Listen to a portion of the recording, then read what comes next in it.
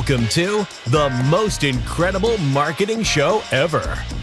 The show where each week a panel of respected marketing strategists, all trained and certified by the legendary Dan Kennedy, share their wisdom, experience, strategies, and insights on how to use Dan Kennedy's philosophy on business and marketing in any type of business, and that you can apply to your business immediately.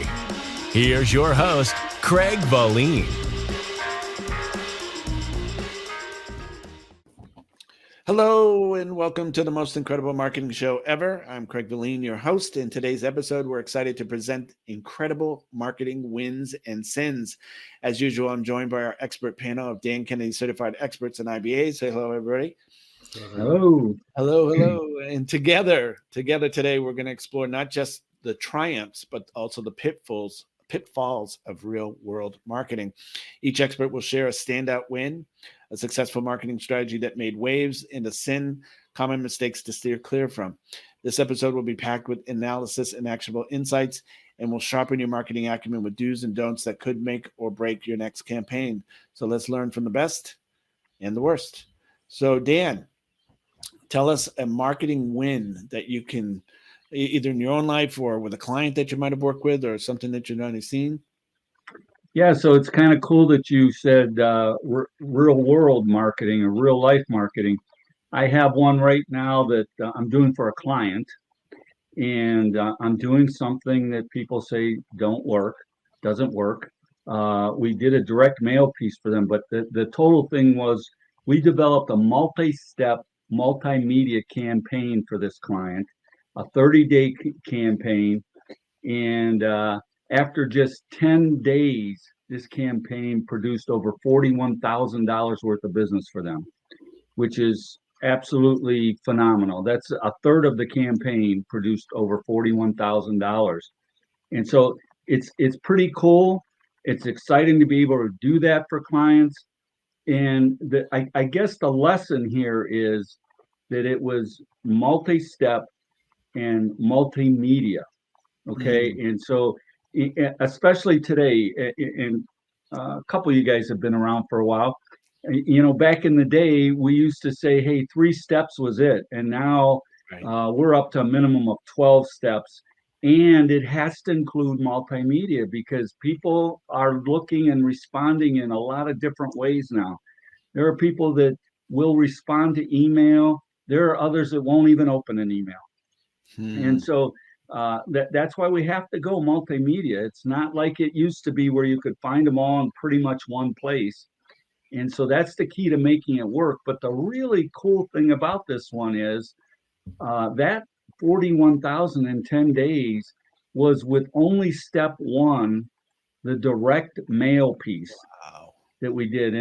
And we were due to send out the first follow-up, and I talked to the owner, and she said, whoa, hold up. We can't handle any more than we're getting right now. Don't send a follow-up.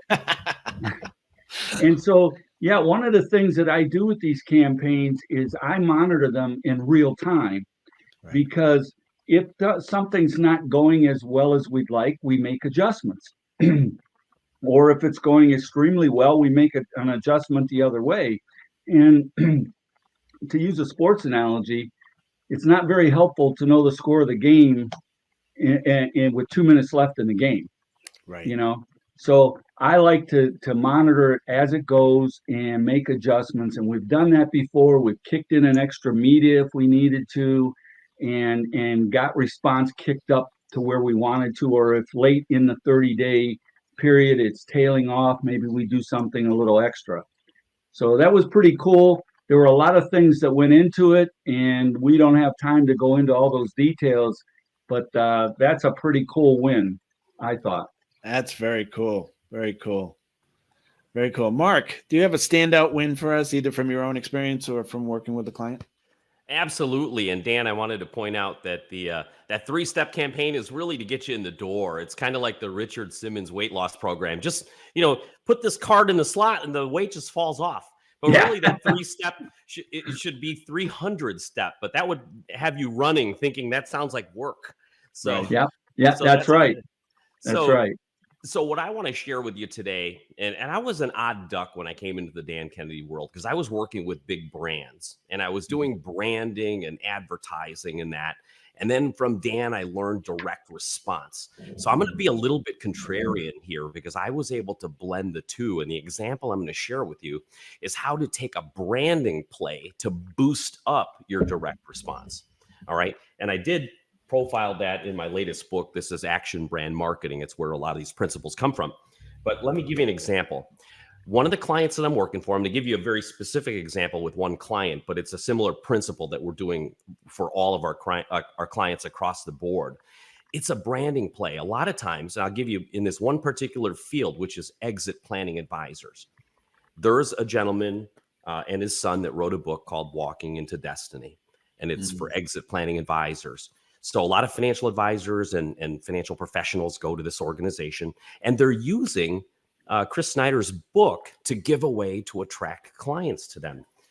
And it was weird to me walking into this world because I was introduced by meeting one client on accident and then getting curious about it. And I said to them, so everybody is using Chris Snyder's book and they're buying stacks of these things and handing them out. And I said, it's great that there's a book already done, written for you. But at the end of the day, you're glorifying his book and his brand and everything. I said, has it ever occurred to anybody to create their own book and maybe use their own system? So one of my first clients with this wasn't the first, but her name's Jane, and she had a company called Journey Consulting. And the first thing I asked her was, what system do you use, or do you work with your clients? And she says, well, I use the exit planning process. They all say that. It's the exit planning process, and I give away Chris Snyder's book. All right, now we're working on your system, Jane, and the company's name is Journey Consulting. What is the outcome you produce for your client? And she says, well, we help them maximize the value of this, maximize the value of that, blah, blah, blah, blah, blah. So, I put my thinking cap on. It's kind of one of my things. And I said, what if we turned, I call it memorializing your magic. Memorializing your magic, which is essentially taking the process that you're already doing and giving it a name and branding yourself to be known as the creator of that particular system. Even if you think everybody's doing the same system, you have your own flavor of it. So the name I suggested and the brand for her, the rebranding of her company, if you will, was the Value Journey. It blended what she's doing for her clients with her Journey Consulting name, and the Value Journey was born. And now she's known as the creator of the Value Journey. And what she's done, one of the things I coach my clients into doing is using natural referral partners and interviewing them for parts of the book. So now you have exponential reach. She has 5 or 6 other advisors now handing out her book because they're part of her book. And other people are wanting to be, hey, Jane, reaching out to her and saying, I want to know how to put people through the Value Journey because it's now becoming a brand. So these are the sort of things that boost up. Now she's got exponential reach, lots of people, media coming at her to hear about what the Value Journey is about. And the book already telegraphs it for you. We're doing this sort of thing now. So her calendar is filled with speaking opportunities, book tours around her area where she's licensed. And we're doing a similar process with other folks in the industry. Lucrative Exits is another one with his system, Lucrative Exits, and a collaborative book series that I've done called Exit Smart. Nice. So it's really about memorializing your magic, getting your brand known. Because now think about that with an author page on Amazon, which is valuable real estate and very influential on the web. When people Google your name or Google, I heard about this Value Journey. What the heck is that? Everything comes up. Amazon author page, your name, your system, your process's name. And now you've separated yourself from the thousands of advisors that are simply exit planning advisors. So I hope that was a helpful illustration. Very, very, very good. Excellent. Ben, what do you got for a standout win? First, Mark, I love that example of tying in the branding with a direct response. we recorded another episode. I don't know if it's coming out before or after this one. So if you're watching this one and you haven't seen it, like, stay tuned. But we were talking about Mythbusters, and branding is a subject that comes up. I'm not going to spoil it, but it ties in really nicely to what you're talking about. And Dan, I love that idea of having all of the steps in there, but like paying close attention to all the numbers. So I just picture you with like kind of this dial, and you're like turning it up or down depending on, whether it's like we need more, or like hold on, too many. Yep. It's like a dimmer switch. Oh yeah, it's so important, and so important to like be tracking that along the way, and that ties into my example where I was working with a guru in the online marketing space, and setting up directly into like a high-end coaching program. And so it wasn't an ascension model. It was like cold leads to, say, a $20,000 program. And we were doing some of the typical steps of, we had a webinar describing it. And then, from there, we took them into filling out an application, which, as part of the process helps, one, filter out people, but also helps kind of remind them of the things they don't know. I don't know if you all, when you were IBAs and had like a mastermind group, we had an application process that was mostly designed from my perspective to sort of remind the people all the things they didn't know or weren't doing. Right. So that's like a little side tip of like, if you have an application as part of it, part of it's for you to filter out people, but part of it's to sort of remind people of all the things they don't know and why they need you. And then from there, it went into getting people on the phone, which again, like crossing over media, taking them from online to a direct personal conversation. And then, of course, to get people on the phone, it took not just the email follow-ups from the pitch from the webinar and then the email follow-ups, but we were texting people. With this one, the time frame of the sales process was such that we weren't using any direct mail, but it was all the digital avenues. And then we were going through this, the sales process and trying to get them into the program. And at first, everything felt like it was kind of a taking, just felt like a lot of work, right? It was like, oh, well, the clicks to the registration, those seem a little bit low. The attendance on the webinar, it wasn't quite what we wanted. Not as many people are filling out applications as we thought would fill them out. It's hard to get people on the phone. Once we get people on the phone, it's we're getting a lot of excuses and things like that. So the general perception was like, yeah, this campaign was just, sort of like, just didn't feel like it was, in the flow. Well, part of my job was like going through all the numbers, like Dan, you're saying, like tracking everything and looking at the attribution. And so I was able to dig down and on one hand say, well, let's look at it just from the perspective of ROI.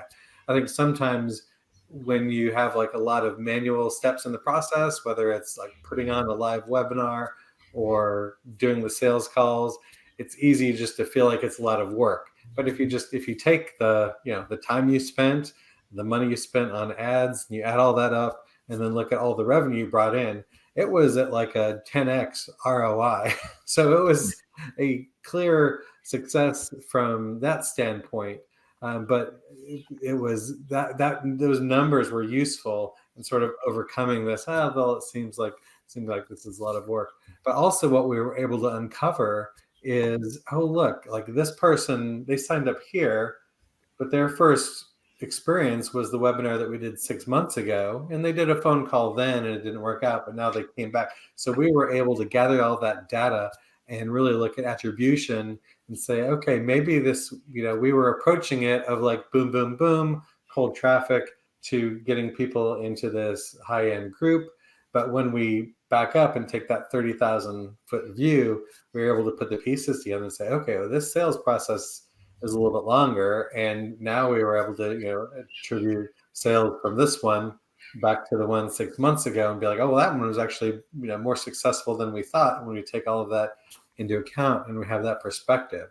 And so that was one of the big lessons from me was, one, don't make the judgments just based on like the feeling of, oh, this was, the conversion rate wasn't quite what it was last time, or things like that. It's important to take that perspective and to look at it. And so there wasn't anything that was part of the process that was, groundbreaking or anything. It was just going through that process, sending out the emails, sending the texts, making the phone calls, doing the follow-ups, and tracking along the way, like what were all the steps that it took to get to someone to that point. And like to your point, Dan, and Mark, you made the joke about it, the old 3-step promise is more of just like trying to get people hooked on direct response marketing. Like, okay, well, we've evolved from just like sending one email and then, oh, that was a failure. And we've at least, when you're getting into direct response, you then realize, okay, well, I need to have at least multiple steps. But yeah, what used to require 3 steps or 5 steps or 7 steps is taking those 20 steps plus. It's having that dial in order to really put it together to achieve that win. Yeah, I don't think a program with 72 ways to generate a client, it's we were just talking on another episode about, hey, I don't know one way to get 72 clients, but I know 72 ways to get one client, right? But the 3-step method is like, hey, three steps to getting a new client. This sounds a lot easier. Hey, let's face it, when a lot of folks like get into business, they're doing it because they're creators. They're passionate about something that they're doing or want to do more of. They're not necessarily thinking of the marketing. So you'll scare everybody off if it sounded like work. Right. Amen to that. We have to take a quick break. We'll be right back after this message from our sponsor. This episode of The Most Incredible Marketing Show Ever is sponsored by Dan Cricks, a.k.a. the Been There, Done That Marketing Coach, and Results Marketing. If you're looking for help growing your business and your profits, to get more information and free small business marketing and money-making info, go to www.greatresultsmarketing.com. That's www.greatresultsmarketing.com. All right, we're back. That was quick. So, just before we get into marketing sins, a quick lesson on utilizing a tool or a marketing piece effectively. Dan is very big on newsletter marketing, and a few of my dental clients had instituted that, and they had bought into a service that had a newsletter. But sometimes those newsletter services don't understand what the purpose of the newsletter really is. And so one of my clients had used a newsletter and spent, number one, going against the kind of the Dan's philosophy was make it ugly, make it stand out, not plain vanilla. But my client wanted to represent himself to affluent clients and thought that, a regular colored paper, pastel color newsletter just wouldn't work. And so it failed miserably for about a year. There was no pass along value. There was nothing. And I examined it and I said, why don't you list all the new customers in your newsletter? List all the people who gave you referrals. List the thanks to your doctors who referred and stuff like that. And we just started taking pictures of people with new braces on and things like that. And that newsletter started getting passed around like you wouldn't believe. And there were referrals because people, when they see their name in it, they go, hey, look, my name's in here, that kind of thing. And not only that was, we included interactive games. Send back, bring this newsletter in on your, with the correct answers to the game, the crossword puzzle, whatever it is, and win a free prize. And so it got more interactive and stuff like that. So a newsletter itself is a valuable tool, but you have to use it right? You have to use it so that it's interactive and that it has pass along value. So that was kind of a win for my client. Hey, let's step into sins, incredible marketing sins. Mark, do you have one? Very recent example, like last week. So let's. You guys know I was in San Diego. Yeah. Well, I here's a huge sin, okay, and it's about your audience and place, and being lazy and maybe getting a little cocky and being a little overzealous. So, first of all, Ben, everybody listening, if you're a creator and you're in business, you all need a propeller head like Ben and his team to do those numbers for you. Because if your eyes were going cross when he was talking, you need it, but you don't got to do it. So, you need it, but you don't got to do it.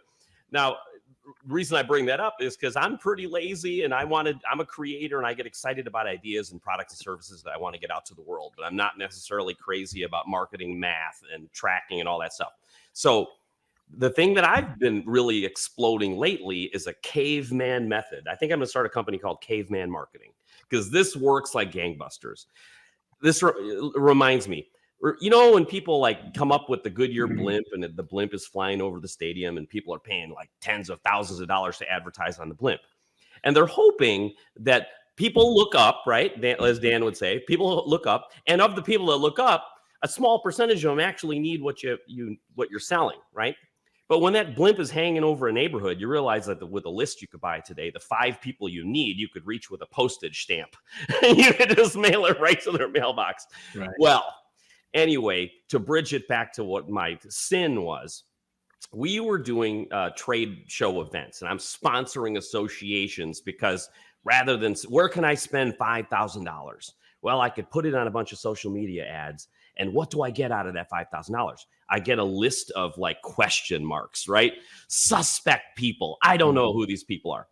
Or I could pay $5,000 or less and sponsor an event where my ideal exact audience is going to be, and I can meet them in person. So people's arms aren't figuratively crossed. They're meeting me in person, shaking their hand. I'm a real person.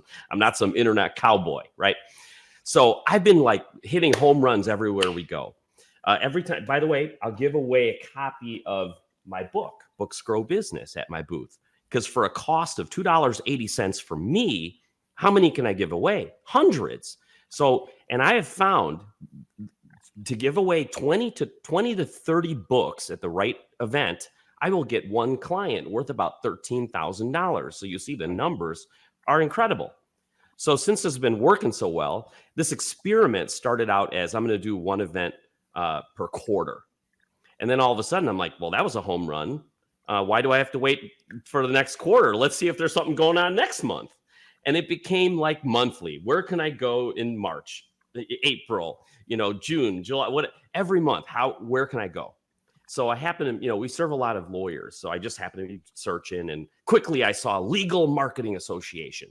I'm like, bingo. Not only are they lawyers, but they're marketing-minded lawyers? No way, right? So I'm like blowing my mind with this thing. So I didn't even really read the fine print. I just signed the paper, sent my $5,000, which they were happy to take. The percentages said 26% are going to be small firms. 26% are going to be huge firms. I'm like, fine, I can live with the 26%. So I cart my happy ass to San Diego. And it took me about a day to figure out, I'm going, so are you an attorney? No. Are you an attorney? No. Are you an attorney? No. This is what we lovingly call the fix the staff events in our world. These people were in the marketing department of a law firm, meaning they have no power whatsoever. They really influence nothing. They do event planning and stuff like that. I hope nobody's really going to be watching these episodes, are they? But so these people are not, so how do I make, lemons into lemonade? So I'm going, okay, who the hell in here actually can do or want to do what I'm doing? They're all like ladder climbers and they're just concerned with which alphabets people work for. Right. So I started looking around and luckily I'm like vendors. The other exhibitors in the room were consultants. So I went around and they were coming to me and it turned out that I spent the money just to meet the other vendors in the room, which is something you should all be looking at. But so I kind of saved it by working with some consultants that were white labeling, doing books, not only for them, but for their clients. But I'm going to tell you, that wasn't the ideal situation. So my big marketing sin is pay very close attention to who the heck is in your audience so that you're spending your time wisely. But the caveman thing works. And I'm telling you, if I could spend $2,000, $5,000, would you fly that blimp over a neighborhood and hope that you've got your, audience looking up? Or would you just go where they're going to be? That's just something to think about. Good for you. That's a great lesson. Great lesson. Dan, do you have a marketing sin to share? Yeah, so it kind of ties into what Mark just said. This again was with a client, a different client, a little while back, who brought me on board. He found me through Dan Kennedy, and asked me to write a sales letter for them. And I said, okay. And I got all the information. And so I asked him questions. I said, do you have a list? And so on and so forth. And kind of shut me down right away and said, we have a great list. We have everything we need. We just need a good sales letter. And so the first, and this was a marketing person in this firm. So the good news on that is, if you're weak in an area, find somebody that can do it for you. Okay. And so I gave the guy a lot of credit for that. I wrote the sales letter, sent it off to them. They loved it. Oh, this is great. This is going to be awesome. Well, they mailed the sales letter out. And I like to follow up, even though that was kind of the end of my job, to see how it performed. And they were highly upset. And they got 0 responses. And so we talked. I said, are you sure they got mailed? Are you sure something didn't happen at the post office? Went through the list. Yep. So finally, I got to the point. I came back. I said, tell me about the list that you had. Oh, it was a great list. I said, yeah, I know. Just tell me a little bit about it. Where'd you get it? We bought it. I said, what were some of the parameters that you wanted with that list? Well, we wanted high-income people. Oh, great. We wanted in a certain part of town, a certain neighborhood. Oh, great. Well, when I kept digging, here was the problem. This company was a roof reviver company, okay? And all of the homes on that list were less than 5 years old. So how many homes under 5 years old need roof work, right? Kind of like what Mark was saying. He didn't go far enough. He didn't dig in deep enough. And that's what happened with these folks, where they just had a couple things in their mind. I want high income, people that can afford what we have, okay? And we want them in the right neighborhood and so on and so forth. They didn't know what they didn't know. Well, I have to tell you, that marketing person lost his job over that. Yeah. They invested a lot of money in doing this thing, doing all the homework, getting the stuff printed and mailed and and so on and so forth. And but that's the thing. A lot of folks who aren't marketers, who try to do this, okay, a lot of times they don't know what they don't know. Right. Okay.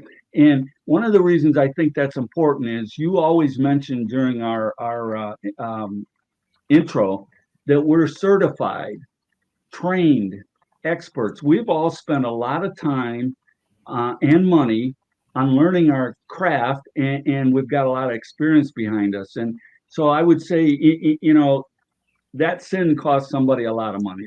That was a mistake. Yeah. But again, if you could have heard the reaction on the phone when I said, how old are these homes? They're less than 5 years old. Right.